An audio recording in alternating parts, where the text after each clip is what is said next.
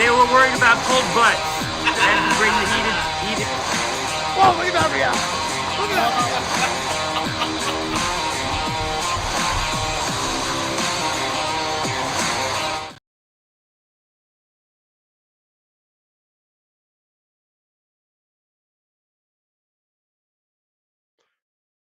What do you say? What do you know? It's the Full Monty Sports Show. It is February 7th, 2023. I'm your host, Monty Perez, a.k.a. The Sports Whisperer. I want to thank everyone for tuning in to the Full Monty Sports Show. Make sure to follow me on social media, on TikTok, Monty Perez 231, and on Facebook Reels, Monty Perez. We are absolutely killing it on social media. Not really spending a lot of time on Twitter much anymore. Look, you got to evolve, right? And one of the things, I love writing articles, but my most popular article on a blog I had was LeBron James. I wrote an article about him and it got like 75,000 views. I literally just posted a video yesterday about Earl Campbell, and it's up to almost 70,000 views in a day. Just me, my commentary.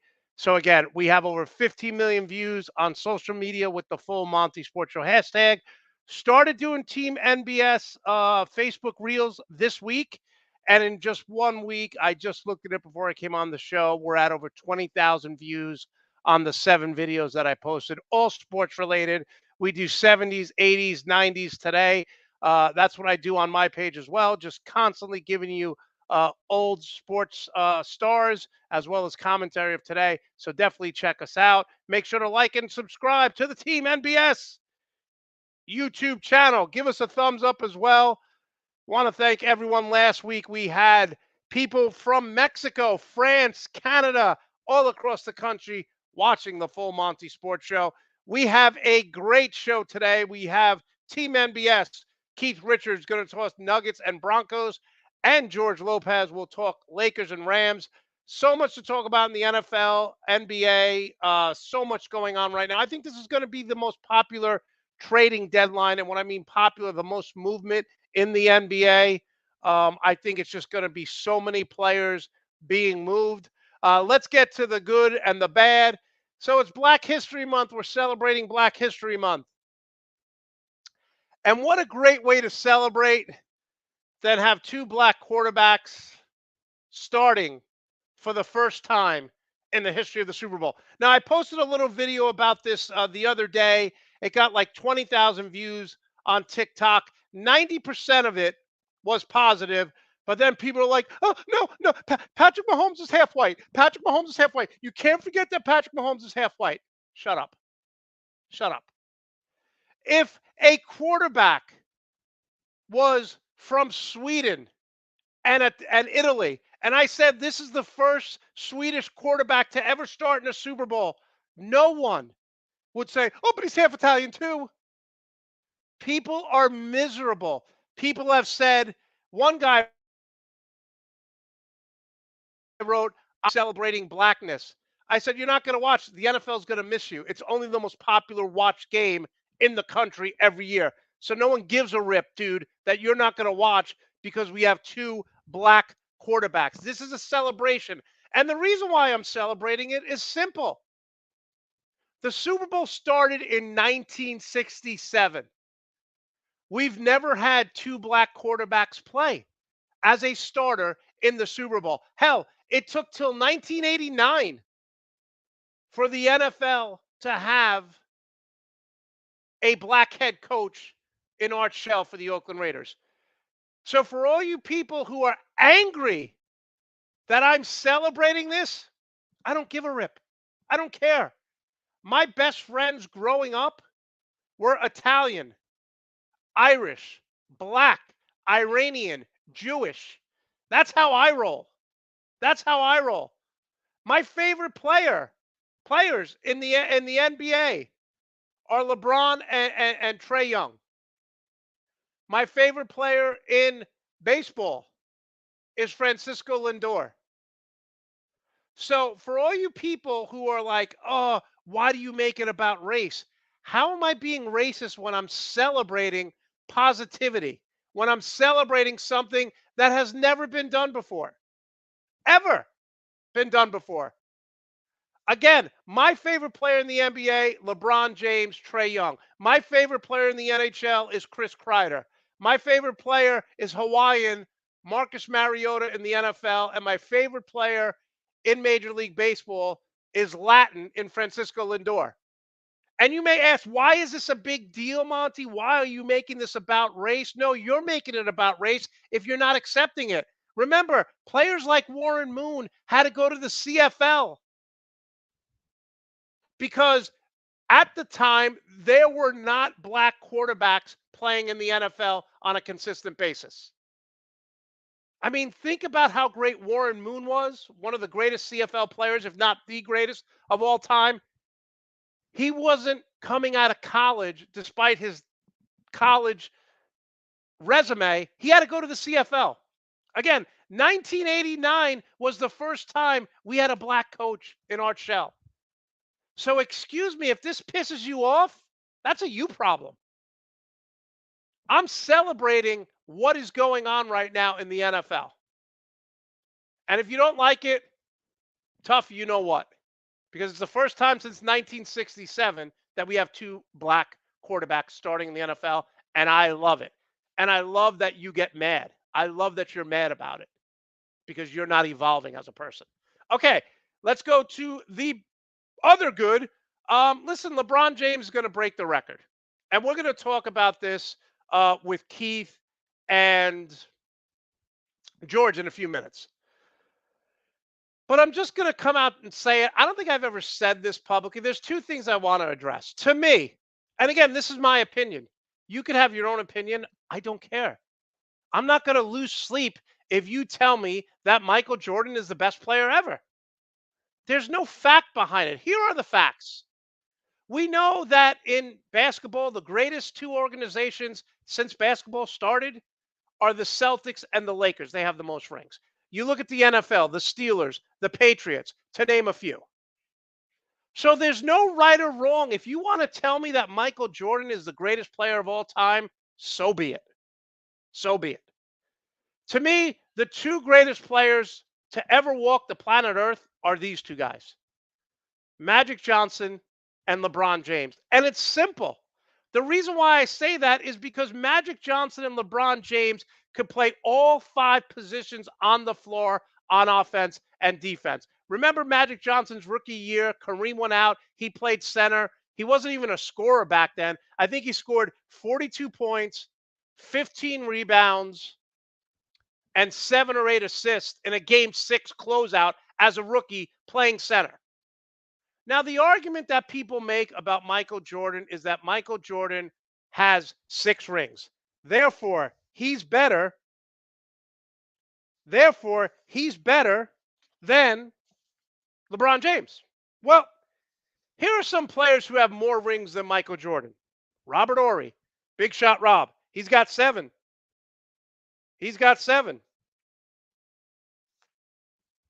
Celtics players throughout. Wilt Chamberlain was 2-4 in the finals.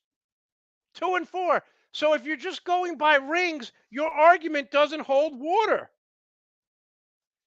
If you're just going by rings, your argument does not hold water. Because as you can see, there are several players, especially those Boston Celtic players, who have more rings than Jordan. So I'm not here to argue that Jordan is better. Here's what I know as a former player, a former coach who watched basketball every chance I could growing up.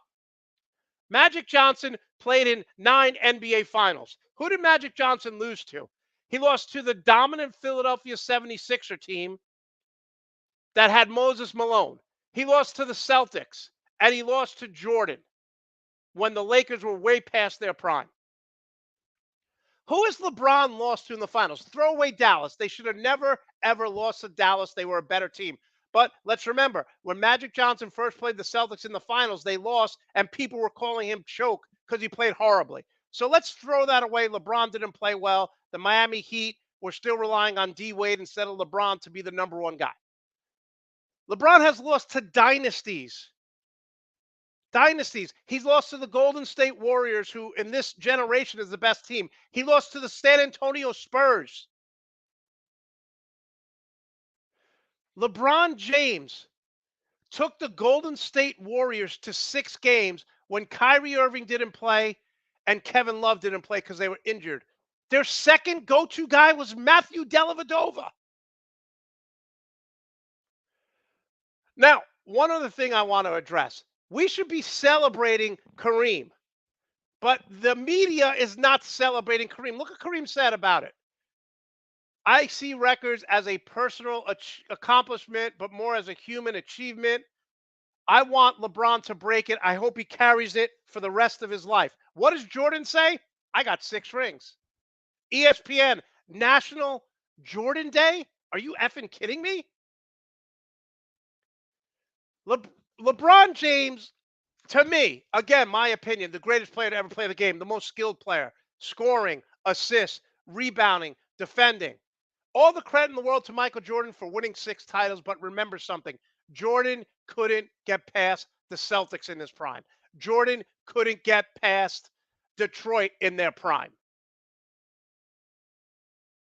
And if this lazy, tired BS argument, he's got 6 rings, therefore he's better. Come on, man. Robert Horry has 7 rings. Is he better than Charles Barkley? It's a stupid argument. It's a stupid argument. Coupled with the fact that we know Jordan, anyone who's been around him and covering, they know Jordan was not a nice human being. And the last thing I'll say about this before we move on is simple. People say LeBron is chasing rings. Really? Charles Barkley demanded a trade from Philadelphia. Then he went to Houston. Shaquille O'Neal has been on 6 teams. Here's what I know about LeBron James. The guy is loyal. Everyone who he grew up with still works for him. He married his high school sweetheart. LeBron James has never asked to be traded. He honors his contract and then he leaves. As an employee, as a worker, all you want from your employees is to work hard, make you money, and if they leave, so be it. Tell me one time when LeBron hasn't honored his contract. Tell me one time when LeBron James wasn't loyal by playing every night and trying to win. So, finally, I want to talk about the trading deadline and the New York Knicks before we get Keith and George Lopez on. Look, I'm just sick and tired of this BS. I watched the Memphis Grizzlies. I watched the Golden State Warriors. I watched these young teams who are up and coming, right? As you see the trio here. And then I say to myself, how can you be a Knicks fan?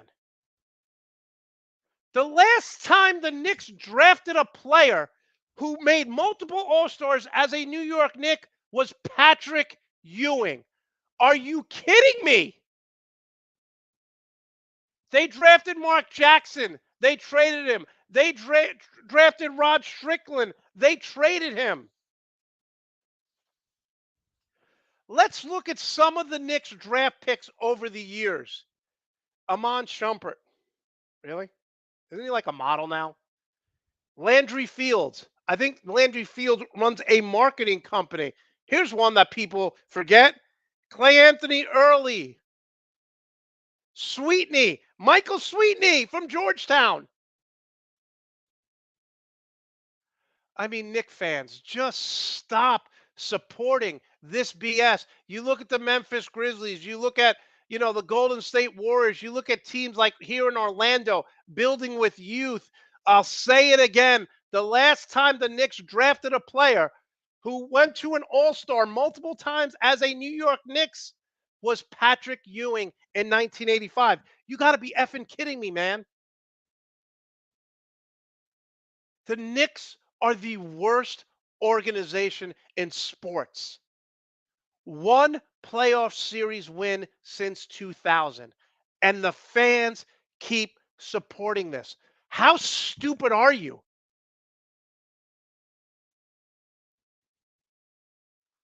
In 1985, they drafted Patrick Ewing.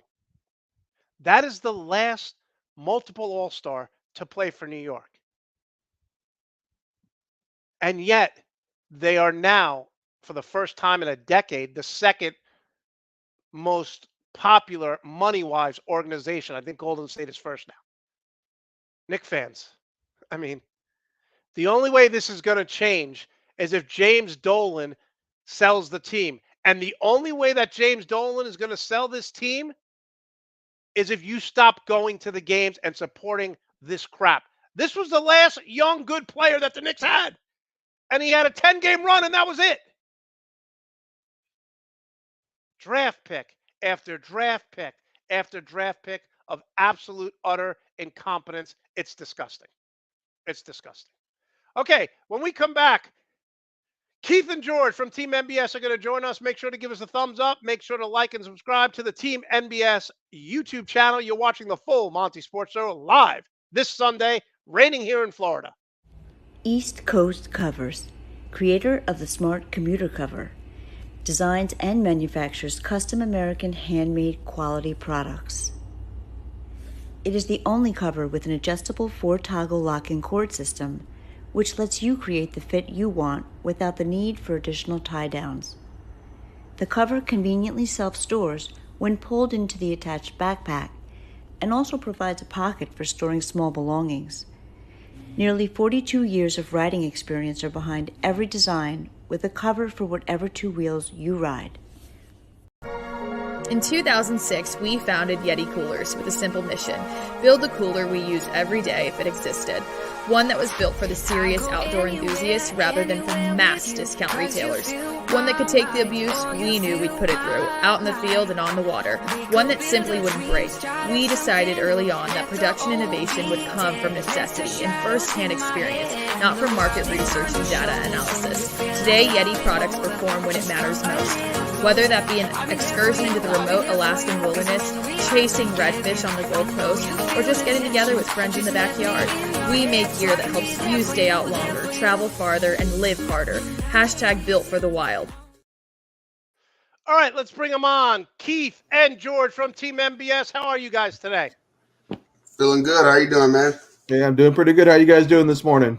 Everyone's doing good. Love the chats. Greg's talking about Tar Heels, but unfortunately my Duke Blue Devils beat North Carolina, so I'm very happy about that.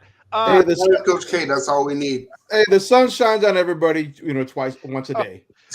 It's funny, George, because George and I are in several texts, and every time I start talking about, the Mets this season or the Rangers playing better, George has to show me pictures of Los Angeles championships and the rings that the Kings have won and the Lakers. George, when did you start hating me? Or have you always hated me? Hey, I just got to look at my LA teams, that when they've won, like you said, the Knicks. You're talking about Patrick Ewing's the last time they multiple season All-Star. Oh, God. I remember the conversation during the week. Everyone's talking, I hate the New Jersey Devils. I love them. That gave the Kings their first Stanley Cup title, beating them. Yeah, listen, the Devils were a dynasty back in the day. Definitely, they won 3 cups. They beat the Rangers a few times in the playoffs as well. Everyone talks about Game 7, Monte in 1994, but no one cares about hockey right now. Let's move to other pressing things. All right, we'll start with you, George. Big game coming up this week. Obviously, I think these two teams have been the best two teams all year long. They've been the most consistent. Part of that has to do with up until Jalen Hurts got hurt, the Eagles were healthy. Both of these teams, other than Patrick Mahomes, slight injuries. I think it's going to be a phenomenal game. But, George, I think the Eagles are going to win this Super Bowl. Who do you like? Break this down. Oh, yeah, I actually took Philadelphia once both conference championship games ended. Right away, I came out. I got Philadelphia minus 3.5. It's a pick'em game, basically, but I still take Philadelphia. I was looking at it. I have Philadelphia winning 27-24. I do have it as a 3-point game. I think the big key in this game is going to be Philadelphia's offensive line. I think they're going to try to grind it out, keep Patrick Mahomes off the field, and they're just going to try to dominate with their running game that they have. Yeah, Greg, Keith, how much stock do you put into Andy Reid having 2 weeks to prepare? Obviously, Sirianni worked for him, so he knows him. But look, he had 2 weeks to prepare for Tampa, and he didn't do well because the Bucs killed them. Who do you like in this game, and why? You can't. Yeah, the Bucs killed him in the Super Bowl, but it wasn't really just because the Bucs were that much greater of a team. Patrick Mahomes was hurt. The O-line was severely banged up. So it really wasn't that simple. It wasn't like the game plan for the Chiefs was awful. They just didn't have the ability to execute it. I think the two teams are really evenly matched. I do think the game is going to be one in the trenches, and it really falls on both offensive lines, whether the Chiefs' offensive line can protect Mahomes, especially if he's not going to be 100%, and what the Eagles' offensive line can do against Chris Jones and the players that support him. That's a player that many people haven't been talking about a lot this year is Chris Jones. Especially in the playoffs, he's been an absolute monster. Yes, yes. I think it's going to come down to whoever makes the least mistakes. And if you're going to look at it that way, this will be Patrick Mahomes' third Super Bowl. Andy Reid's been in a few Super Bowls. I think the Eagles had a really great season, but I've been saying it all year. I can't bet against Patrick Mahomes. He's proved me right every stop of the way. People have looked down on that team from the beginning with Tyreek Hill going down, and they ended up being the best offense in the NFL when people thought they were going to completely fall off. Yeah, I think it'll be something Keith, like you did say on this show, and so did I. We said if Andy Reid can win with Alex Smith, they could win without Tyreek Hill. You and I were one of the few people who said it's not going to be a big fall off. We said that, but but the reality is mostly everyone else did not say that. So, I mean, I'm not saying anything against you or me. We were both right the whole time, which we usually are. But all right, Keith. That was not the narrative going into the season. That was not the narrative as the season went on. People kept finding reasons to say that this team is not going to be good, and he just kept getting better and better. I think their offense is better without Tyreek Hill. That's also what I said. It removed the safety blanket and cheat code that Pat Mahomes has had his whole career. And then people were saying, well, he doesn't see the field well. Well, he didn't need to. He got Tyreek Hill over there. You remove Tyreek Hill, you see his progressions became instantly better. He's spreading the ball around so much. And even Travis Kelce, I mean, the numbers might not be as huge as they were without Tyreek Hill, but it's almost like teams can't guard Travis Kelce, or they just give up because he's almost wide open on every single play. It's amazing. I think it's going to be really close, like something like 27-24, but I think the Chiefs are going to win this one. It's amazing to me how on opening drives or in the red zone, and I posted videos on this, basically saying, hey, guys, the one person you have to stop at the beginning of a game is Travis Kelce. The one person you want to double team in the red zone is Travis Kelce, and they don't do it. George, I was surprised. I had the Eagles beating 49ers, but I was surprised at how easily, and they didn't get a ton of yards, but inside the red zone, 3 times the Eagles ran the ball inside the 10, their running backs for a touchdown, and the 49ers didn't even lay a hand on their running backs. The Eagles' offensive line, when it mattered, pushed around the toughest team in the NFL.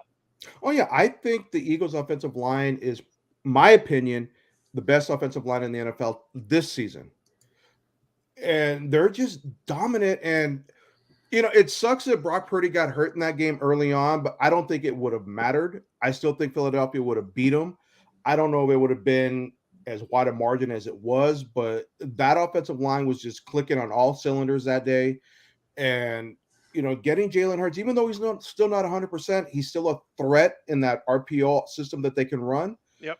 And the offensive line, they just explode off the ball. And again, that's the X factor in this game. I think it's going to be their offensive line that's going to carry them to a Super Bowl championship this year. And one thing I do want to say is my sleeper horse on the Eagles defense, I think Ndamukong Suh is going to have a huge game on that defensive line. That's a great point. We know when he's motivated, you know, he's like Jadeveon Clowney. When he's motivated, he can make plays. It's if he's going to be motivated, and obviously in the NFC Championship, in the Super Bowl, that guy, and they're not going to use him for 50 plays. They'll use him for about 20 to keep those offensive linemen fresh. Keith, to me, the biggest surprise this year, you may say the Denver Broncos, but it was the Seattle Seahawks. I had this team being terrible like most people did, and the play of Geno Smith, he broke Russell Wilson some of his records this year. Is this the biggest surprise in the NFL for you? It's up there for sure. I mean, like you said, a lot of people had Seattle not being very good. And if we're being honest, I don't think Seahawks fans thought the Seahawks were going to be very good. But a lot of what people forgot is that, and myself forgot, is Geno Smith's been in that system for a couple seasons now. Yep. So it really, when you think about it, shouldn't be that surprising. I think the stats that he put up are surprising. The one thing I would caution is he had a really great season this year, and there's a lot of talk of them paying him to be their quarterback of the future. I would ease that back a bit.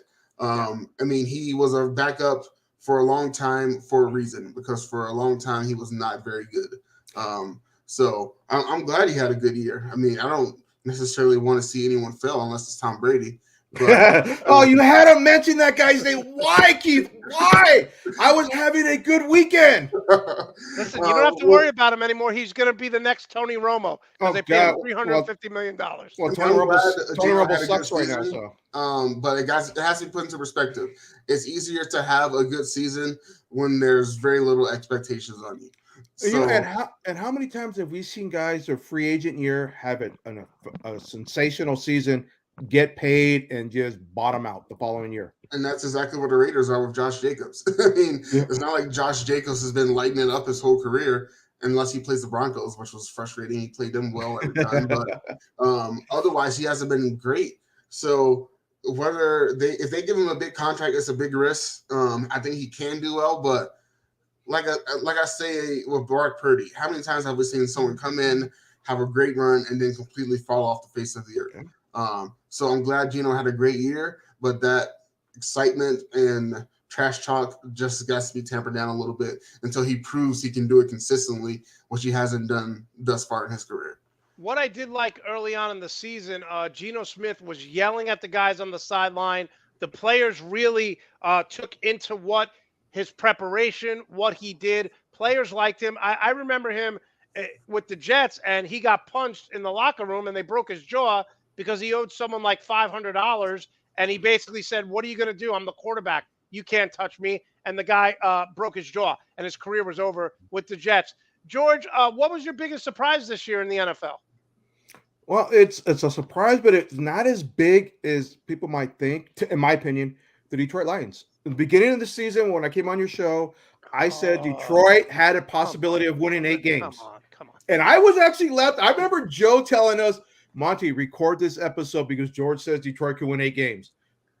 Okay, George, again, that was a big surprise. Not a lot of people thought they were going to win that many games. George, talent-wise, I said them and the Jets should win 7 or 8 games. But I've never seen a team get more recognition and more hype that didn't make the playoffs. It's about making the playoffs. Is it a step in the right direction? Yes. But do we really think that the Detroit Lions, who have never been to a Super Bowl, are going to be a legitimate team for the next 5 years? My answer is no.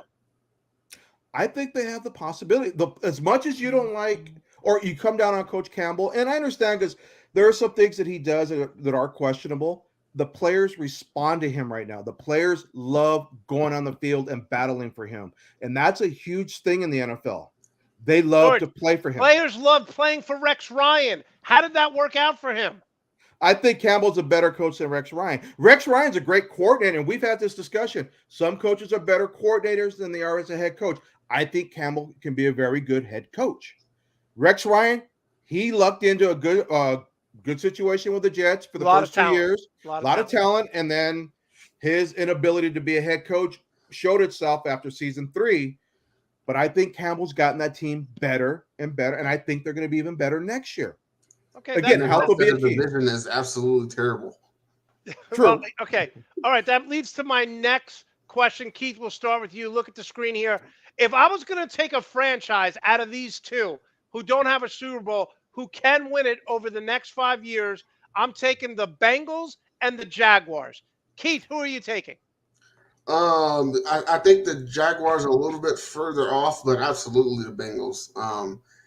The one thing that's holding them back that you would hope they could figure out in the next 5 years is their offensive line. Yeah. I mean, what he does playing behind that offensive line right now is just amazing. I mean, even if their offensive line was decent consistently, they probably win the Super Bowl last year and probably are on their way to the Super Bowl this year. But that offensive line holds them back right now. And if they can fix that with all the weapons they have, even if they lose T. Higgins, Joe Mixon's starting to pick it up. They have a good backup to Joe Mixon. They have a good tight end. Jamar Chase is Jamar Chase. Their defense could use some help. They get a good corner or two in that shores that up a lot. I mean, they're so close to the Super Bowl. They can taste it. They were in the Super Bowl last year. They didn't lose by that much. But because that offensive line lets them down so much, they just haven't won it yet. If they can just fix that, which shouldn't be too hard to do because that's really the only holes they have besides a couple things on defense, then they should be good. I said after that game, I basically said what we're looking at right now is the new Tom Brady, Peyton Manning in the AFC East. I'm not saying that Patrick Mahomes and Joe Burrow are going to be in the AFC Championship every year, but I'm going to say that they're going to wind up facing each other in the playoffs and maybe in the second round, maybe in the first round for the next 5 years. That's going to be the new rivalry. I think both of those quarterbacks are better than Josh Allen. George, if you look at this list, who do you say will go to the Super Bowl out of these teams remaining? Oh, I have to agree with Keith. I'm going Cincinnati. Even last year when the Rams won the Super Bowl, and I'm very thankful for that fourth down play where Aaron Donald forced that early throw. Yeah. If that offensive line can hold that blocking for another tick, Jamar Chase was wide open down the sideline.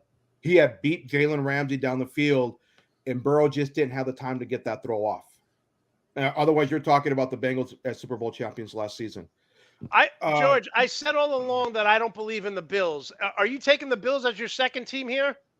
No, actually, I know you don't like the head coach down there, but I'm actually taking the Chargers. I think they got a shot, and I'm curious what they're going to do with Kellen Moore as their new offensive coordinator. I think he could do some good things with Justin Herbert in that offense. But right now, I think it's Cincinnati as top tier, and then you come down to the Chargers. I still think Buffalo, but I put them as a second tier right now because there are a lot of issues with Buffalo that really got exposed this season. And, Cincinnati thought they improved the offensive line. They really didn't. They did compared to last season, but compared to last year, yeah. Compared to last year, but like he said, can you imagine how dominant they'll be when they get that offensive line situation fixed up? Yeah. All right, Keith. George, I'm surprised, for your son, you did not say the Vikings, but we'll leave that. Oh, really? You actually think I would ever? No, if I thought it, you would say, right? Yeah, I told my son this year, I go, with the offense that they're bringing in, yeah. Coach O'Connell coming from the Rams system, I told him that the Vikings will put up some good numbers offensively. Their question mark was still going to be on the defensive side. Yeah, and exactly. All season he was crying, fire the defensive coordinator, fire the defensive coordinator. And when Donatell was fired, I've never seen him so happy for something he didn't do. I will say about the Vikings, if they do bring in Evero as their DC, that will make them definitely a much better team defensively. But as long as Kirk Cousins is their quarterback, they are not sniffing a Super Bowl. I mean, he had a great year, and I said all year, when it matters the most, when you absolutely need him to make a play, Kirk Cousins is going to let you down. Yeah. And what did Kirk Cousins do on the last play of their season? He let him down. Yeah, I tell my son, and I joke about it. I go, the Vikings are under the curse of Odin. I go, as long as they're going to play indoors, and I understand why they do it, they're never going to get to the Super Bowl. I go, that is the one team that should be playing outdoors in the elements. Yeah. Take advantage of what the Packers had over the years. Exactly. The Chicago Bears. All right, Keith, we got your Denver Bronco stuff up here. Let's talk about this. You got your man. Listen, I've never seen a player turn around and become good to bad as quickly as Russell Wilson did this year. A lot of it had to do with the offensive coordinator. A lot of it has to do with a lot of things that most people don't know. But are you happy with this hire, Keith? Do you think this brings them to the playoffs next year? Absolutely happy with the hire. I mean, you have to look at this last season pretty much as a wash. I still think at some point Nathan Hackett is going to be a head coach in the NFL. but going to the Broncos was the absolute worst thing he could have did as his first coaching job.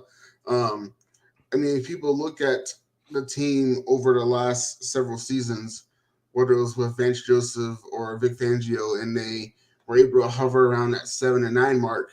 So we were led to think that they were just one step away.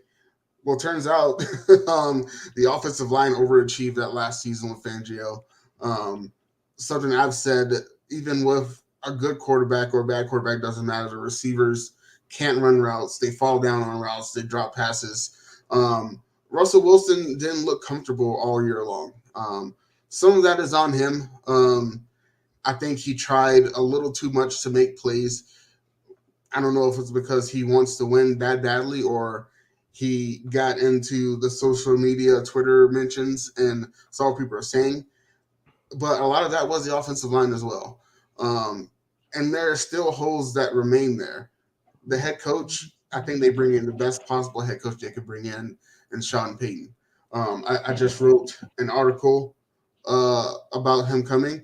I mean, he hasn't had that many losing seasons. He's won over 150 games as a head coach. You can't attribute all of Drew Brees' success to Sean Payton, but I think you have to attribute a lot of that success to Sean Payton.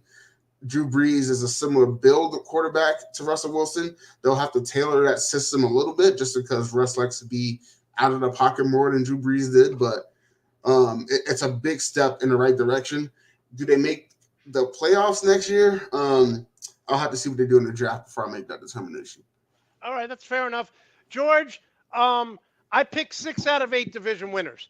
The 2 that I missed, the 2 that was horrible, kind of like my playoffs, I was 10-2. I picked the Vikings to beat the Giants, and I picked the Chargers to beat Jacksonville. Those are the only 2 losses. So I got 6 out of 8 winners, which is great, but the 2 I missed, I sucked. I had the Colts, who won 4 games, winning their division, and I had the Rams, who won 5 games, winning their division. There was rumors that your boy was going to leave as the coach. What is going on? Why, after 1 year of a Super Bowl, this team feels like they are dysfunctional all of a sudden? Well, they don't feel that they are dysfunctional. Maybe on the outside looking in, that's what people on the outside are thinking. When we did the beginning of the season, when we talked, I said the Rams had a shot at repeating, and the biggest key was going to be health. And they got bombarded with injuries. And injuries are no excuse. Every team goes through injuries. But when you go through 12 different starting offensive line combinations in the first 12 weeks, you're not going to win. There's no consistency. They couldn't pass protect. They couldn't establish a running game. Once they got some consistency with the offensive line, we started seeing some improvement at the end of the season. Cam Akers, he had a hell of a stretch at the end of the year. The offensive line was finally consistent, but that was a big thing. The offensive line, too many players missing. I think Rob Havenstein was the only constant from last season to play the entire year. Nope, Boom went out early, and he was supposed to be the replacement for Andrew Whitworth. Edwards was out all season, pretty much all season. Brian Allen was out pretty much all season. Bobby Evans sucked as an offensive guard, and thank God they cut him. I couldn't have been more happy that they got rid of him. So they had to address the offensive line all year, and it just never really panned out. And I know there was a lot of talk about Sean McVay leaving, that he was getting burned out. I could never see him walking away with this type of season, not going out with that taste in his mouth. Right. He knows he's got to, if we get the team healthy, he's got a shot to make another run at it with the group of players that he has. Of course, there are some issues they're going to have to address in free agency because they have a ton of possible free agents this year. But McVay, with the new offensive coordinator they brought in with Mike LaFleur, I think he's going to release the play calling duties to LaFleur. That's going to take some pressure off of McVay, and it's going to kind of keep him from burning out. Yeah, no, that's a great point. All right, Keith. So one of the things that I always say, and people don't agree with this when I say it, okay? I saw the best quarterback I ever seen play is Aaron Rodgers. I saw him struggle without Devontae Adams this year. Now, there's a lot of moves that Denver has to make in the offseason, but why not go out and go after a Mike Evans or a legitimate veteran number one to help a quarterback who, let's be honest, has to have some confidence issues? Why not go out and be aggressive? Or are you saying to me, Monty, we have so many other things that we need to address, forget about Mike Evans? No. I mean, I think if they can get Mike Evans, then they should get Mike Evans. I think we saw enough towards the end of the season with Jerry Jeudy, once him and Russ got back on the same page, that I think you need to keep Jerry Jeudy there because it's going to be cheaper for at least 1 or 2 more seasons. I think the player that has to go is Courtland Sutton. Mike Evans is going to fetch a little bit more of an asking price than Courtland Sutton does. But I think if you pair someone like Mike Evans with a Jerry Jeudy, and the one player that everyone forgets about, Tim Patrick, who missed the whole season, who really was the true number one receiver on the Broncos, you put those three together in a system with Sean Payton, who you know is going to have those receivers playing a lot better than they did this past season. It will be a big get for them to get if they can get it. I think that's just a tough ask. And it becomes a little bit easier with Tom Brady retiring. Who knows if he's going to want to stay in Tampa Bay? I know I sure wouldn't. So if they can get him, go ahead and get him. But I don't think they should give away too much for him. If it's going to be a trade, you can't give away too much. If he's going to get him in free agency, you can't give him too much either. George, give us 2 or 3 moves that the Rams need to make this offseason. Like you said, they won a Super Bowl, so it's worth it, but there's a lot of contracts that need to be dealt with. There's a lot of holes that need to be filled, if for nothing else. When you sign all those guys, your depth is depleted. What should they do this offseason? Well, first thing they're going to have to do is they're going to have to address the salary cap issue, because right now they are 14 million over the projected salary cap for the upcoming season. They have 25 free agents this offseason. I think one of the big keys that they need to re-sign is Matt Gay, their kicker, because I thought he was phenomenal for the Rams. They need to address that. He's got to be priority one. Get him re-signed. It's not going to cost him a whole lot towards the cap, so I would definitely re-sign him. I would look to re-sign Ashawn Robinson to get him back on the defensive line. You'll get Aaron Donald back. Greg Gaines is another free agent. But I think the Rams are going to let him walk. So they're going to have to address the free agents. Who are the priorities? I think it's Robinson and Matt Gay. And they have to plug up the offensive line. They're going to have to probably do it in free agency, see who they could get in, or maybe on a one-year deal.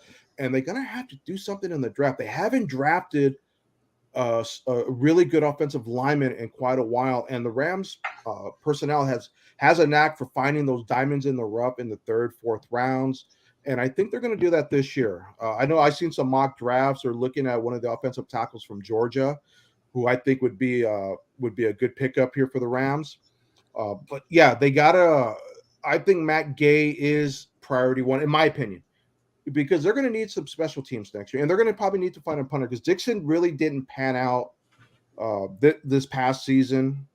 So they have to address special teams. But Matt Gay, number one, Ashawn Robinson. I think they're going to let Troy Hill walk, and Taylor Rapp. I think they're going to let those guys in the secondary walk and bring in some guys from the draft in the secondary, because that's what they've done. They're known to do. Yeah. So I expect that to happen again this year. But again, number one, get under the cap. So they have to restructure contracts. Right. 100%. You know, Jalen Ramsey, Aaron Donald, Cooper Kupps, Stafford's just got his contract picked up, where he's guaranteed $62 million over the next couple of years.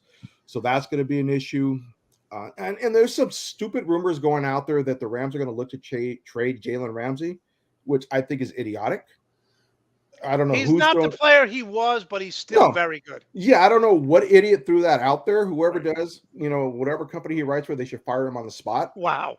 Well, listen, George, you talked about mock drafts. If you want to just check mock drafts, Greg does about 7 a day. So, God bless him with his mock. Yeah. One of the things I hate are mock drafts, but I know media, people, fans love mock drafts, and Greg does a great job. Keith, going back to you live in Colorado. So do you see Russell Wilson still walking around with his own jersey when he goes to restaurants? Because that was the stupidest thing I've ever seen. He gets out of his truck to go to training camp and he's wearing his own jersey. No player ever does that. Why not? If I played in the league, I would wear my jersey every day in every possible color, and I wear it to bed at night. All right. If you don't believe in yourself, then who else is going to believe in you? Great point. And Great point. if- All right. We're talking with George Wait. Lopez. Oh Keith my God, Richards I did here. not hear about that one. You didn't hear about that? Oh, it was a No. huge thing. NFL players were killing Russell Wilson on social media because he gets out of his truck and he's wearing his own jersey. And the player said, I've been in the league for 10 years. I've never worn my own jersey other than before a game. It reminds me, for whatever reason, I don't know if you guys ever saw that movie PCU. No. Okay, it's like a politically correct, like the schools, everyone's politically correct except for this one little group. They're all anti-politically correct. And this one guy looks at a guy, he's going to a concert, he goes, "You're wearing the shirt of the band you're going to see. Yeah. Don't be that guy." Russell Wilson, don't be that guy. Listen, there was an old Baywatch episode where Mike Piazza's walking on. I don't know who thought this would be a good idea. Mike Piazza's walking on the beach with his Dodger hat, a baseball bat, and his Dodger jersey. And then someone goes, "Aren't you Mike Piazza?" And I'm like, like he'd be walking on the beach with a baseball bat. It's so ridiculous. Oh, wow. All right, let's move on. Talking with Keith Richards, George Lopez here. Where do these guys end up, Keith? We'll start with you. Jimmy G and Derek Carr. People are saying the Jets. People are saying the Giants. There's rumors that Aaron Rodgers is going to be traded to the Raiders. Where does Jimmy G and Derek Carr end up, Keith? I think if anyone's going to the Jets, it's probably Derek Carr. Okay. Just because if you look at the skill sets, you don't know if Jimmy G is a quarterback. They want a quarterback who's going to elevate the offense. I don't know if you can say that about Jimmy G. He's not going to lose you any games, not directly, but he's sure not going to win you very many games either. And they're looking for a quarterback who can win you games. And though Derek Carr might lose you some games in a season, he also has a pretty decent track record of taking them on game-winning drives and winning games. Yes, So he does. if you're looking for that, I think you go with Derek Carr. Jimmy G is an interesting case because the Niners say he's not going to be there, but then that puts him in a pickle because Brock Purdy is getting Tommy John surgery. He's going to be out for the season. Then you got Trey Lance coming off of a season-ending injury. You don't know how he's going to be. So as much as they don't want to keep him, they may not have a choice. I mean, who out there is going to be better unless you're going to say Aaron Rodgers is going to go there. And I don't know if you could say Aaron Rodgers is going to go there. Where Jimmy G ends up, it's really hard to say. He could end up in Carolina. He could end up with the Raiders. But that Brock Purdy injury really throws a wrench in that situation for the Niners. George, Keith brings up a great point here because let's be honest. Are you going to keep two young quarterbacks on the roster in Trey Lance and Brock Purdy? Let's say they start Trey Lance and Brock Purdy finally comes back. Trey Lance is going to be looking over his shoulder. Jimmy G, if Trey Lance starts, they're going to say, hey, what about Jimmy G? What are the 49ers, a team that, you see a lot in your division because the Jets are kind of like the 49ers in the fact that they have very good skill position players all over the field, but there's a ton of question marks with their quarterback. Well, I'm actually kind of loving this. If they get rid of Jimmy G, is Trey Lance going to look over his shoulder with Brock Purdy? Like, if you're the man, you be the man. Don't worry about who's backing you up. That's when you start screwing up. Yeah. You can't look over your let's go back, a little bit, a few years ago with the 49ers, Montana and Steve Young. Joe Montana never looked over his shoulder with Steve Young. He's like, keep his ass on the bench. That's where he belongs. This is my team. Whoever's a starting quarterback, be it Brock Purdy or Trey Lance, that's the mentality they have to have. They can't, if they screw up, oh God, are they going to bench me and bring in the other guy? Yeah. You can't do that. I think Jimmy G, I think he's going to end up with the Raiders. I really do. Shanahan's already said he's not going to be back. You can't bring him back because you pretty much already said you're out. Yeah. And if I'm Jimmy G, like I say this all the time, in relationships, when you work for a company, if you don't feel appreciated, that's when people leave a company. That's when people cheat on their spouse. It has nothing to do with sex, money. That probably has something to do with it. But like, if you don't feel appreciated, you're gonna want out some way, somehow in sports. And someone like Jimmy G, who's won there, he can't feel appreciated. There was just a video of R.J. Barrett as we switch to the NBA. He misses a three at the end of the third quarter, and he says to Quigley, the point guard, he goes, "Up, look like I'm sitting on the bench the rest of the game," because Tom Thibodeau is so psychotic, which moves to the NBA here. Okay, so Keith, we'll start with you as I'm rambling. I still have Knicks on my mind from the opening rant. I have Jason Tatum winning the MVP. They have been the best team all year long. Struggled a little bit now without Marcus Smart, but to me, it's Jason Tatum. I know you're probably going to say the Joker needs to win it for a third straight year. Yeah, yes, I am. There's no knock on the year that Jason Tatum is having, and really, I think it's a two-man race at this point between Jokic and Jason Tatum. I mean, if you look at their seasons. Keith, can I interrupt you for a second? Because a lot of people tweeted at me and saying Joel Embiid absolutely destroyed Jokic. How come he's not in the conversation when every time they play, it looks like Joel Embiid takes them to school? Because it's not the case every time they play. I mean, he'll destroy him for one game and then he'll disappear for another game. But MVP is not about single matchups. It's about the full year. And if you look at the full year, you have Jason Tatum averaging 31.9 points per game, 8.7 rebounds per game, 4.4 assists per game. If you look at the other side of the coin, though, Jokic is averaging a triple-double with 24.8 points per game, 11.3 rebounds per game, 10.1 assists per game on 63.2% shooting. That's insane. That's Tatum, insane. on the other hand, is shooting 46.4% shooting. If you look at player efficiency rating, Jason Tatum is at 24.35. Jokic is at 32.07, which would be the fourth highest player efficiency rating if the season ended today. Which he has the number one highest player efficiency rating of all time when he won MVP a couple years ago. The East might be a better conference this year, but he still has them as the number one team in the Western Conference, averaging a triple-double with the efficiency that he plays. I mean, you can look at either one and say if you take either off the team is not going to be very good.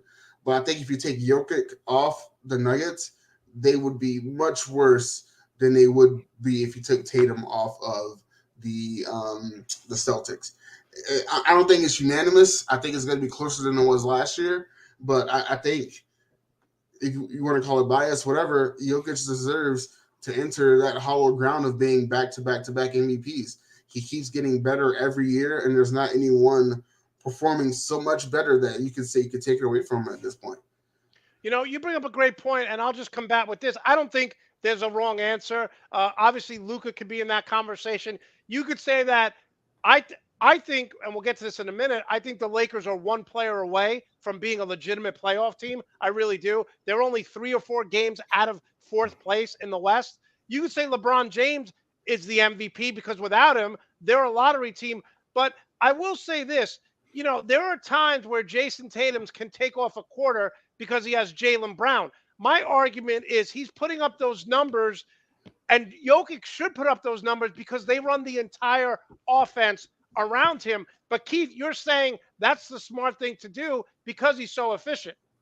Yeah, I mean, we saw what he did last year scoring-wise when Jamal Murray wasn't there. I mean, people think he can score. He could score the lights out of a building if he really wanted to. But that's not the style of play that he does. He wants to be the distributor, and he will score when necessary. And it hasn't always been necessary for him to do that this season. There are times where he gets a little bit lost with Murray being back, that he needs to go back to last season. But I think that comes with time as as Murray continues to ease himself back into the season, what she's doing right now. I know you hate Porter Jr., but Porter Jr. is actually having a pretty good year as well. I'm sorry he's not making any money, but he's doing great for the Nuggets. So Keith, I think you have to admit it's frustrating watching Porter Jr. play because there are times he's going to put up 30 and 12, and then I've documented this. There are games where he has 4 points and 2 rebounds in 30 minutes. It's almost like he gets bored at times. I mean, yeah. I mean, he's the type of player who has a mentality that he wants to be the number one player, and on that team, he's just not going to be the number one player. So yeah, there are times where he looks disinterested, but if you look at it from a team aspect, when they need the points and the rebounds and the defense from him, he has been bringing that this season. All right, George, before we get to the Lakers, I said this when LeBron was on Miami. He could have been the MVP every year, but people got LeBron fatigue. Is there a fatigue with Giannis? Because what he's doing without Chris Middleton, they played the Clippers the other night, and he single-handedly won that game, scored over 50 points. Why is Giannis not in the conversation? I think it's the same thing like Patrick Mahomes. What he's doing is becoming blasé. Everyone's like, okay, he's already done this. No big deal. It sucks because I think he's having a hell of a season. I think he should be seriously considered for the MVP. But I do agree with Keith between Tatum and Jokic. If you take them off the roster, which team suffers more? That's my one of the things I look for an MVP. You take that player off the roster, how bad does the team suffer? And how far does Milwaukee fall if Giannis is off the team? Yeah, especially because Middleton hasn't been healthy.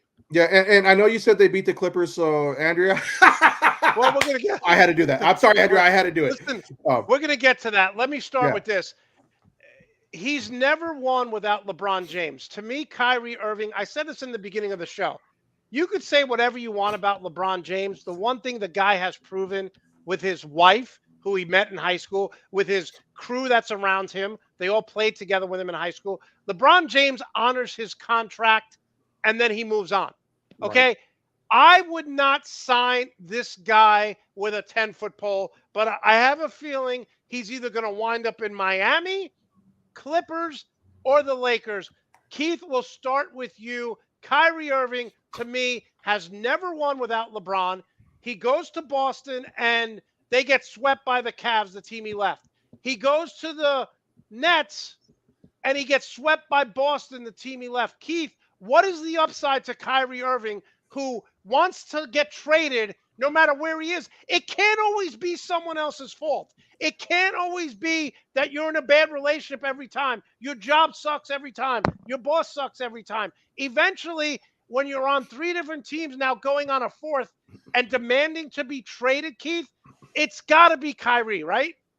Yeah, I think his biggest issue is that he doesn't know how free agency works and the power that NBA players have these days. I mean, you brought it up earlier. LeBron has never requested a trade. He's always finished out his contracts. Just because LeBron builds his contracts so that he's not signing 5 years with a team, right, which is what these players keep doing. Like, why are you signing 5 years with a team when the NBA and its power shift is so fluid, especially the last couple of years, when you can do what LeBron does, sign 2 years with a player option for 3rd year, and you can go play with whoever you want. Like, it doesn't make sense to be signing with teams for 5 years when you know you're not going to be there for 5 years. It's not like the money's going to be different. You'll still get that 3 years or 2 years worth of what your contract is. Then you'll get more money when you go somewhere else. And with TV contracts constantly getting more, you'll probably get more money. George, but I'll say this. I would not touch Kyrie with a 10-foot pole. But again, there's going to, if he goes to the Lakers, he goes to the Clippers, he goes to the Heat for the rest of the year, you got to figure that team is going to be the favorite to win the title. Let's be honest. The Lakers won a title with Anthony Davis and LeBron and Rajon Rondo. So can you imagine Anthony Davis healthy now? George, where does he end up, Kyrie Irving? I think he ends up in Miami. I know, there's been, after he requested the trade, that he's talked about wanting to come to LA. Fine, go to the Clippers. I don't care. Go to the Clippers. If he came to the Lakers, just George, I don't want to see him with the Clippers. Come on, man. That's scary. Reggie Jackson isn't even playing now. They have Terrence Mann as their point guard. That big three will be unstoppable. Agreed. I have to agree with that, as much as it kills me. But, I would say Miami, but I can't see Brooklyn trading him to a team in the Eastern Conference. I Right. really don't, So I think he ends up in LA this season. Like Westbrook, if he comes to the Lakers, I will root for him as a Laker fan. I don't personally like the guy. No, you're right. I keep wondering who's in his ear where he thinks he's never wrong. And I agree with you. If you're doing this and you're moving on, look in the mirror. Get whoever's in your ear, get rid of your yes men, take a look inside. And you do that, he could be a hell of a player. He could be a dominant number one guy. He's never going to change. He's still posting anti-COVID stuff. He's never going to change. He still believes the world is flat. But as a rental for the rest of the season, I would take him. Keith, I don't want him coming back out here. I don't want him out here. Send him to Miami. Yes, I agree. I mean, I don't want him in LA. I don't want the headache. He's almost as bad as Lonzo Ball's dad. That's how bad it is. Yeah. And there is a headache with it. But, some Laker fans are going to look at it. If he gives us a championship, great. Yeah, I want the Lakers to win, but at what cost? You sell your soul. And that's how you have to look at it. He makes him a legitimate contender.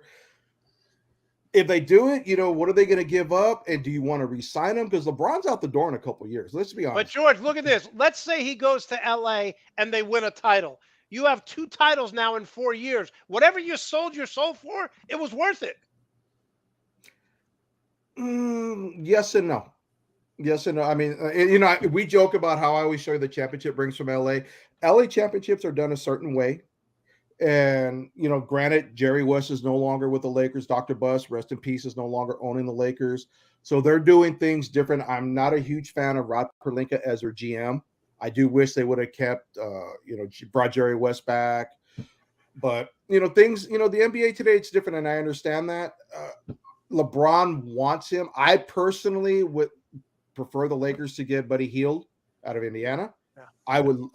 That was a guy I wanted before Westbrook. Me too. I would love to see the Lakers make that deal. You know what? And Jeannie Buss is hesitant to give up those 2027, 2029 first round picks.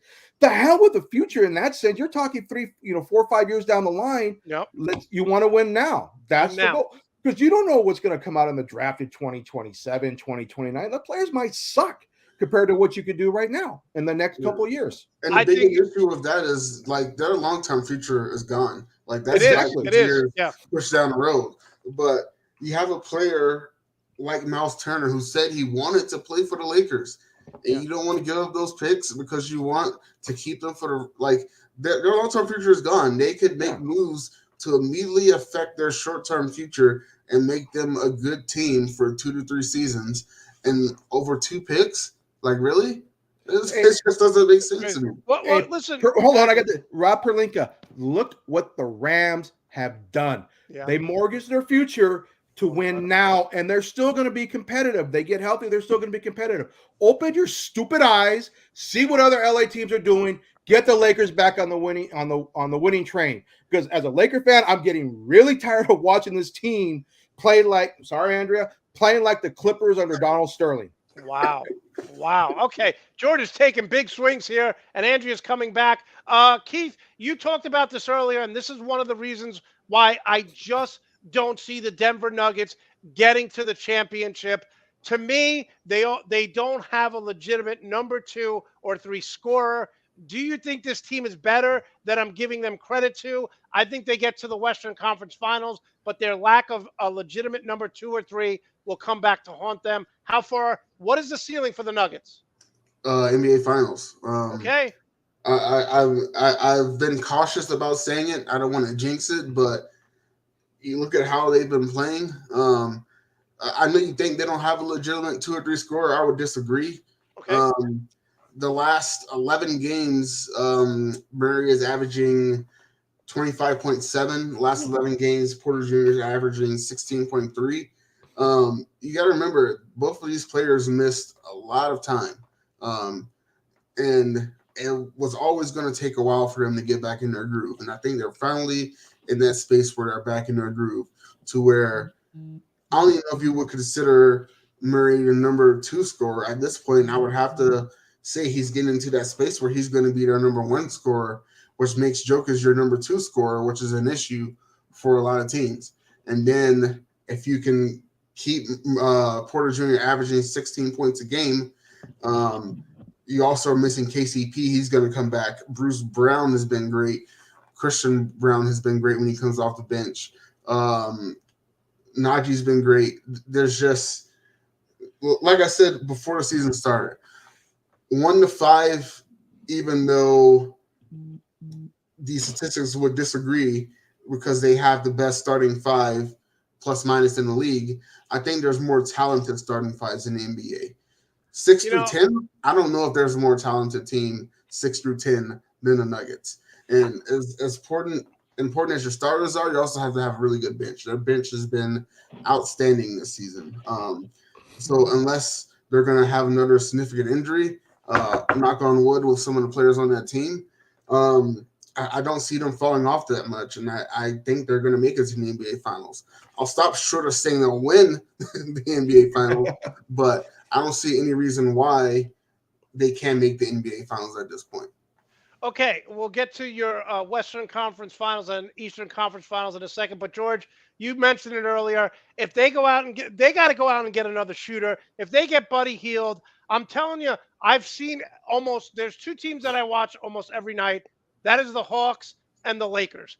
And I really believe if they get one more piece, the Lakers are going to be a legitimate force in the West. They're playing better, George. What do they got to do? Are they going after Buddy Hield as aggressively as we want them to?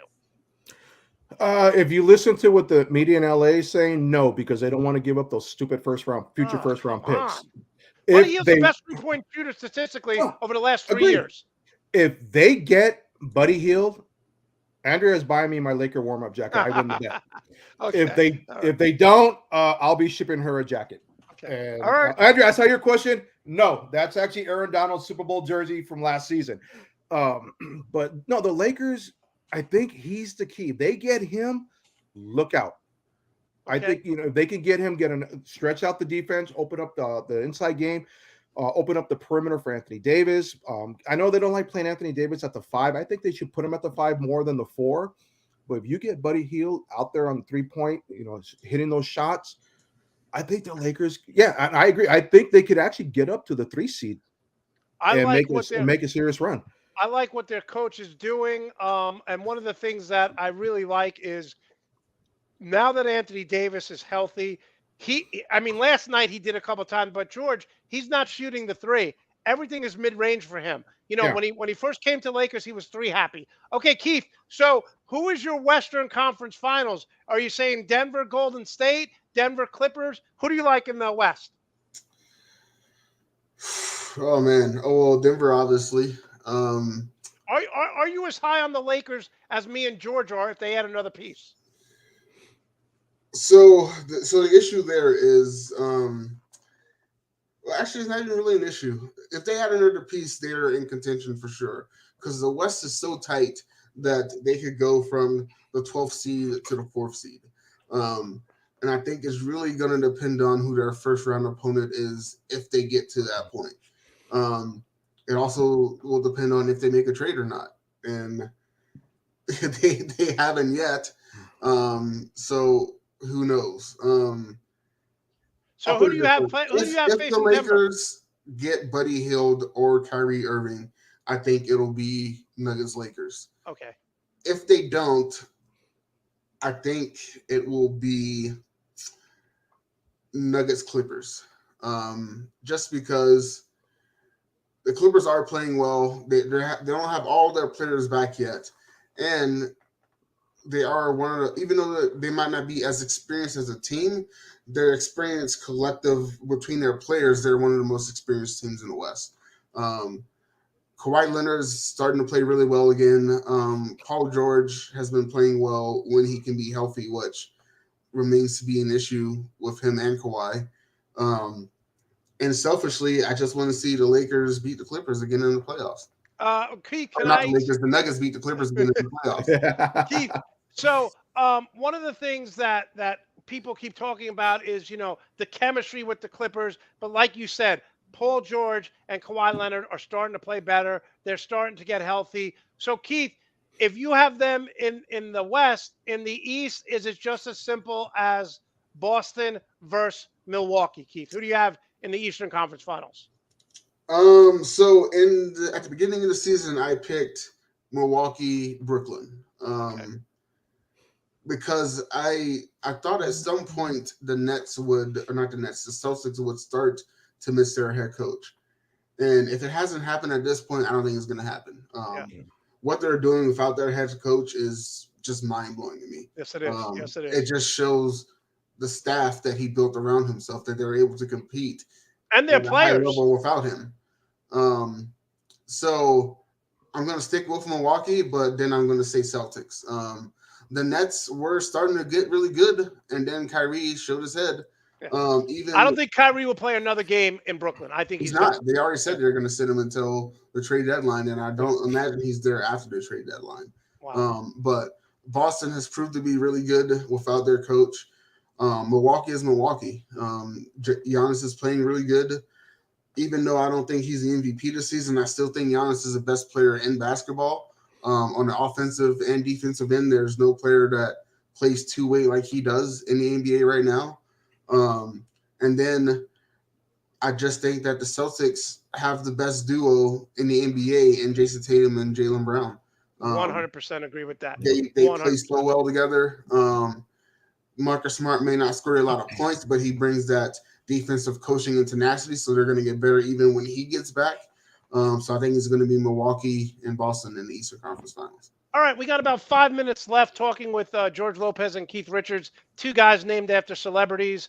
So always fun to have them on. All right, George, before we get to some college football, who is your Eastern Conference Finals and Western Conference Finals? Oh, I have to agree with Keith out of the East. It's got to be Boston, Milwaukee. I think those are the two best teams out of the East. I think Philadelphia has a chance, but the curse of the Kardashians is gonna rear its ugly head as long as they have James Harden at some point. Right. But yeah, I think it's Boston, Milwaukee coming out of the East, and I think that's going to be an epic conference finals. And in the West? In the West, I agree with Keith. I think Denver is going to make it to the conference finals. The Clippers, they need a new banner, so I think they'll get to the conference semifinals so they can hang that banner up at their new arena when they get it built. No one's really talking about Memphis. I think Memphis has a chance to get to the conference finals. Yeah, I think so too. I will say this.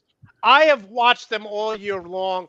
Chauncey Billups is doing such a disservice with that Portland Trailblazer team. They got Simons. They got Hart, who's playing an undersized small forward. He's averaging 8 rebounds a game. They got Jeremy Grant, who's probably the best shooting power forward in the league, shooting over 45%. Damian Lillard. There's no way in hell that Portland Trailblazers should be 26-27. Chauncey Billups, what the hell are you doing out there?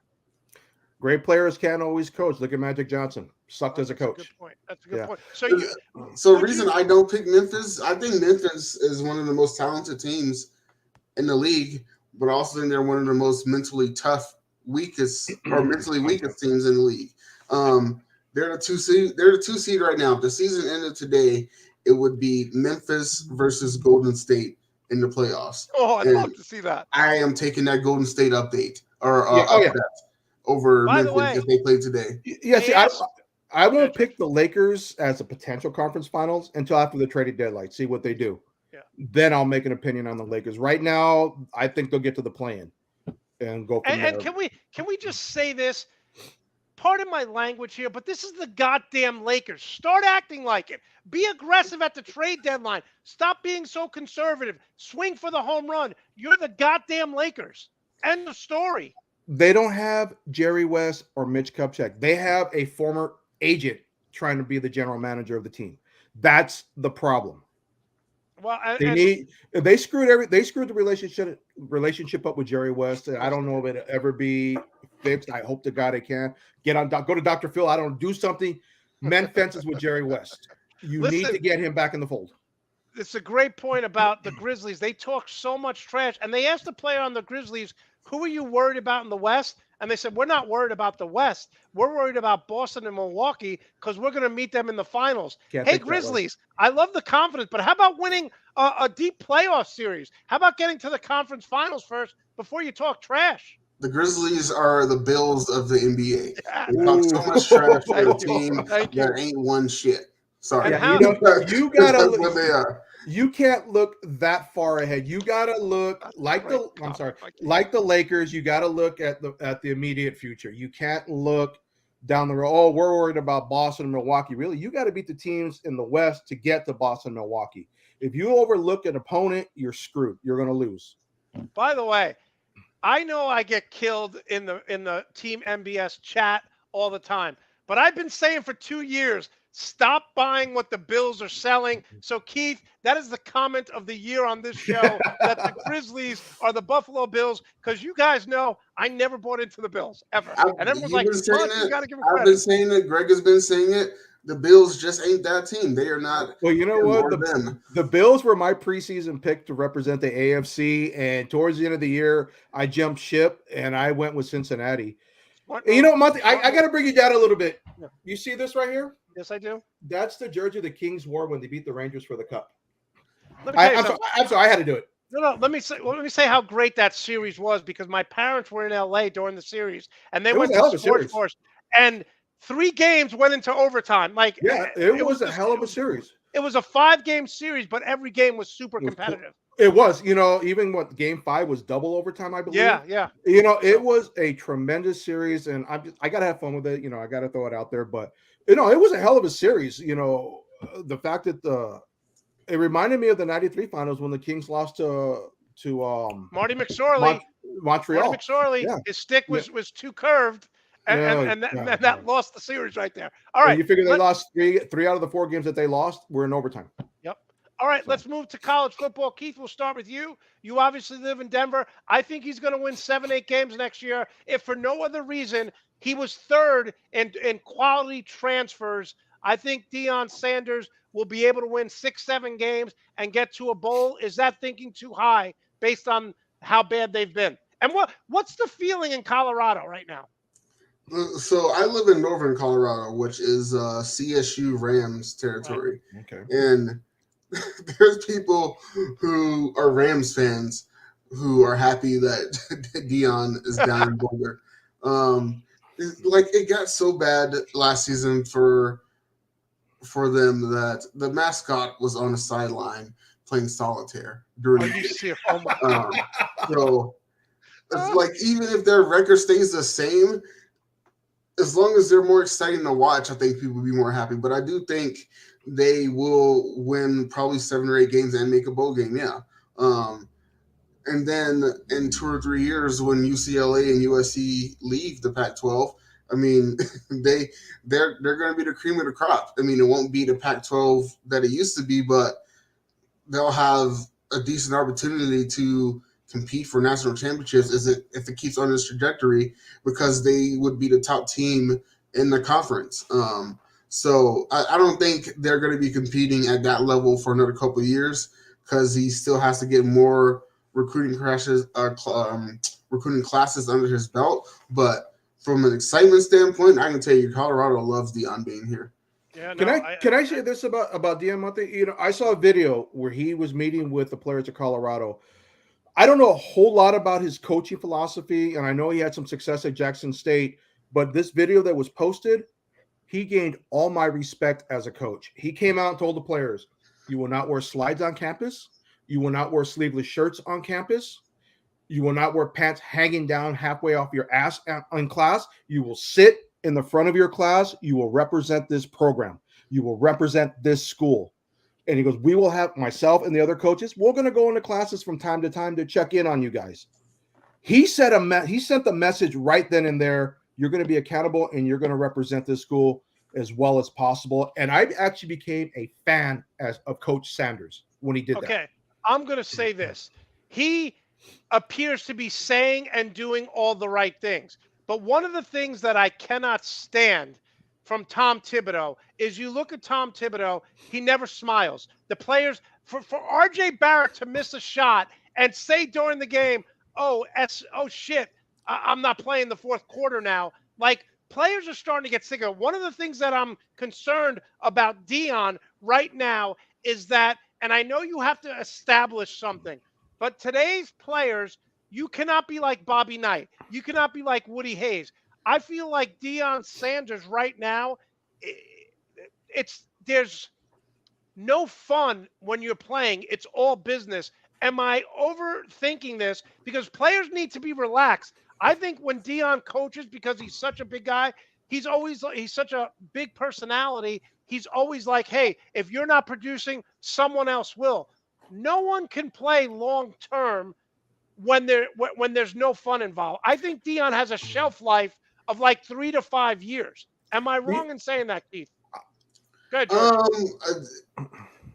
I mean, you have to know how badly people viewed Colorado here last season. So I think he saw that, and he has made his line in the sand of, I mean, look at one of the first things he said to the team when he first got here. Get ready to leave because I bring my own luggage and it's Louis Vuitton. Yeah. Which sounds like a terrible thing to say, but that team sucked. Yeah. So he didn't want any of those people there. I can't blame him. He has come off as a little bit of a hard ass to start, but then if you follow any Colorado buffs, anything on Twitter, he's also doing a lot of things where he's bringing a lot of vibrance and music and good food to campus that they didn't have before. So there is a side of him that is shown where he's being a hard ass, but there's a lot of lighter-hearted things that he's doing well that they're not shining a light on as much. And George, to your point, what I do like about him is that he's taking over the entire program from soup to nuts. We're going to lift it this time. You're going to class. You're wearing this. So he's running the program like it should be run, no nonsense. So that's the flip side of it. There's a little bit negative there because some players may get turned off. And I don't like this whole mentality in college football right now, George, where if you don't play your first year, you're automatically out and transferring. Yeah, like I agree with players that. Develop. We had comments like that with my friends, with USC, like, what, you're afraid to compete? It's easier to walk away. That's quitting. That's losing. That's a loser's attitude. Compete for it. If you want it, go take it. Don't just, if I can't get it, I'll go somewhere else where it's easier. And I'm gonna disagree with you a little bit here, Monte. I think coaches today can be like Woody Hayes and Bobby Knight, not to the degree where they're gonna punch players or throw chairs, but the mentality. I think you can. I think Saban is kind of like that kind of coach at Alabama. Grant, he may not punch his players or throw a chair at somebody, but I think it's the mentality that you have. That to your I think point, yeah. No, go ahead.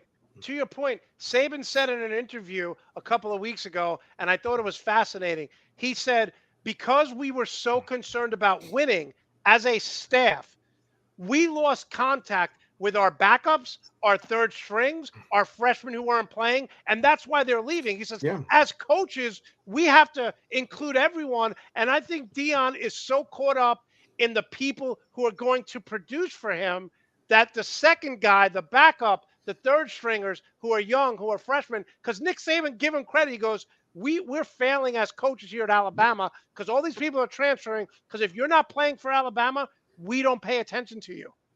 And I agree. And I have issues with the transfer portal. Granted, it benefited USC, but I also looked at it, if coaches are able just to pick up and leave without having to sit out a year, why should college players? So I agree with that. I just don't like let's look at Keaton Slovis. Transferred out of USC, went to Pitt. He's leaving Pitt and going to another school. Yeah. And believe it or not, the coach from Pitt is glad he left.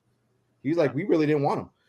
Even Jackson Dart, he did the same thing. He split. JT Daniels, SC to Georgia to West Virginia, and I think he's going to another school. I'm like, really? How many times can you use a transfer portal? Yeah, no, I agree with that. And going back to the Pac-12, we'll start with this. My boy Dan Lanning had an up and down year as his first-time coach. I was happy overall with how they played. His defense is going to improve. They were, I think, number 5 this year in recruiting. The minute the season was over, he was posting videos on social media all about his recruiting, people who signed. George, I'm going to say this. Oregon to me, and not because I'm a fan of them, because of the talent they're bringing in, because of Bo Nix. And I think Dan Lanning's defense was great in Georgia, will get better next year. I think Oregon is a favorite, if for no other reason. I've seen the Lincoln Riley script. They can't stop anyone in big games. Happened in Oklahoma, happened this year. George, I don't think USC is going to ever win a big game like Oklahoma did it because this guy can't coach defense. He can't coach defense, but Alec Grinch can coach defense. And in the transfer portal, they're bringing in some defensive players, which I said they were going to do, even in the recruiting. They're bringing in pieces that they need to get that defense competitive. Grant, I think Oregon's going to have a tremendous year. I think it's going to come down to Oregon, Utah, Washington, and USC. Those 4 teams are going to compete for the Pac-12 championship. UCLA, I think, because they're losing JTR, is going to take a step back, but they are going to be competitive. They'll win 9 games this coming season, but I don't think they'll compete for the Pac-12 championship. That game on November 11th in Oregon between SC and the Ducks, that is going to be one hell of a game. My goal is to be at that game, George. So that's my short-term goal. Monte, I'm going to say that's going to be a long flight home depressed, because SC's going to beat them. I'm sorry. Caleb Williams is going to go for like 440 yards, 5 touchdowns, run for about 80 yards at 2 touchdowns.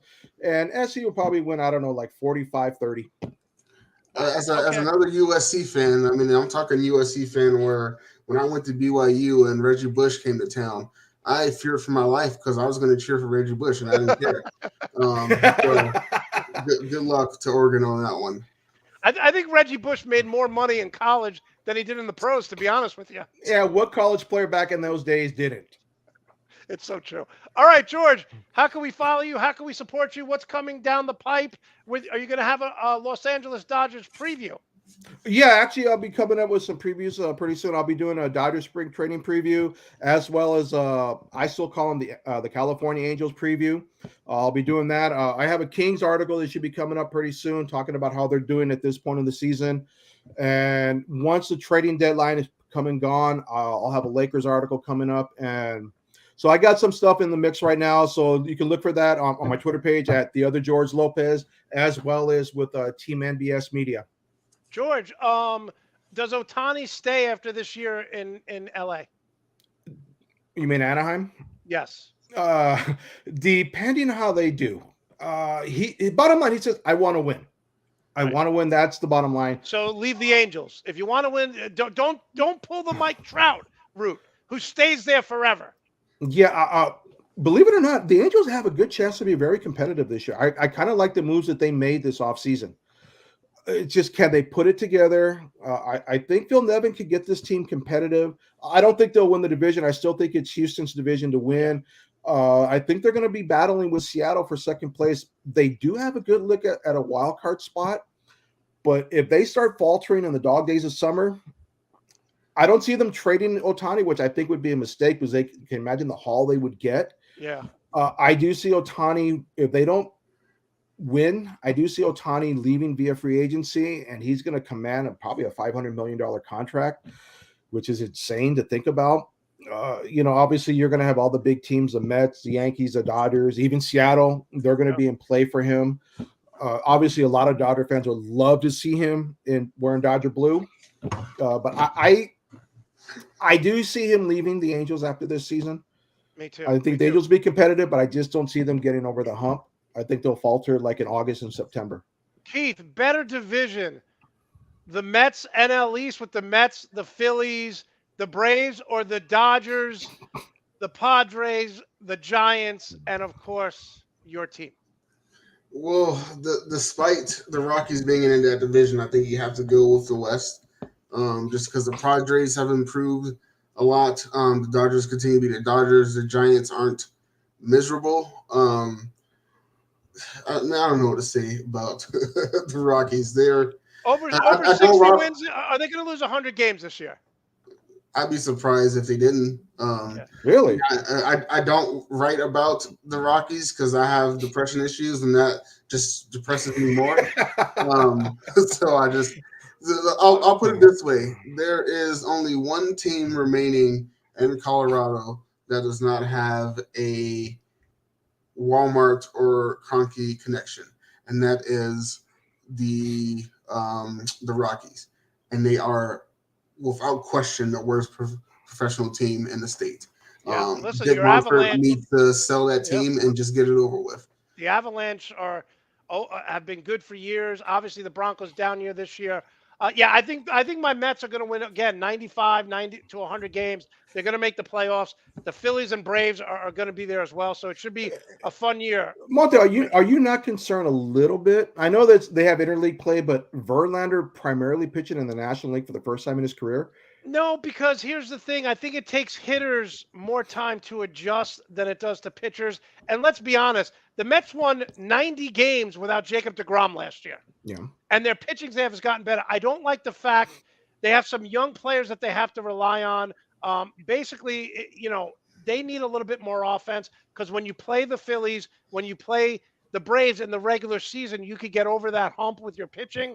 But you need some sort of. The Phillies have a better offense right now, and so do the Braves. So Yeah. that's my biggest concern. But no, I'm not concerned. I think the Mets have enough talent to win 90 to 100 games and make the playoffs, and that's all I want. I don't care about a World Series. Yeah, really? Oh, yeah, you're New York. You're used to not getting championships. I'm sorry. I have questions about the Dodgers going into this season, believe it or not. There's some question marks, with But their you have depth. But listen, I think the Padres are the best team in that division right now. On paper. Yeah. On paper, they have a tremendous roster. It's a question, can they put that roster together? Can they come together as a team? That's the big question. But yeah, you have to look at it on paper. Very impressed with what the Padres did. They went Palinka. The Padres went win now mentality. That's San Diego, not LA. And they got Tatis coming back. So that's going to be huge. I'm kind of curious how the players are going to respond because of what happened with the PED suspension and the whole issue, how he broke his wrist. They were not happy. Yeah, and how he broke his wrist doing something he shouldn't have been doing, which basically violated his contract, if I'm not mistaken. Yeah, how he broke his wrist. Yeah. So there is a question mark there. How they going to welcome him back? I think Tatis is one of the tremendous young talents in Major League Baseball right now, and how is he going to do in the outfield? Because he's not going to play shortstop this year. We know Bogarts is going to go to short. So I'm actually looking forward to that. To this season, watching them compete. If they win the division, so be it. It's how you get to the World Series. Whether it's wild card or division champs, I don't care. Just get to the championship, the World Series. That's what matters. Like I said, the Phillies finished third in the division, and look at their playoff run. All right, Keith, last two questions. Do the Colorado Avalanche get back to the Stanley Cup, and how can we follow and support you? I'm at Team NBS Media at 5280 Keith. It's been an up and down year for the Avalanche. They've had a lot of injuries this season. I think if they can get healthy, they have a shot to get back to the Stanley Cup Finals, but they have to get healthy and stay healthy. Mikko Rantanen has had a great year filling in when Nate went out. Makar continues to be Makar, so they still have a really talented roster. They just got to stay healthy. They kind of remind me of Tampa Bay Lightning a couple of years ago. Young team with some good veterans, won the cup, and I thought, like you said, they'd be the favorite to win it this year, but injuries have hampered them. I think my Rangers have a legitimate chance to get there too, so that would be a lot of fun. All right, Keith, thanks so much. George, thanks so much. We'll see you guys down the road. Have a great rest of your Sunday, and we'll see you soon. See you guys soon. Thanks for having me on. Great job, guys. All right, love having the Team NBS guys. Always do a tremendous job. I want to thank all of you. We are going to be doing a Super Bowl show on Saturday, not Sunday. I'm going to be doing my show on Saturday. Don't know what Team NBS has in store for Sunday. So next Saturday, tune in at 11 a.m. and in the immortal words of Arnold Schwarzenegger, thanks for watching, and I'll be back.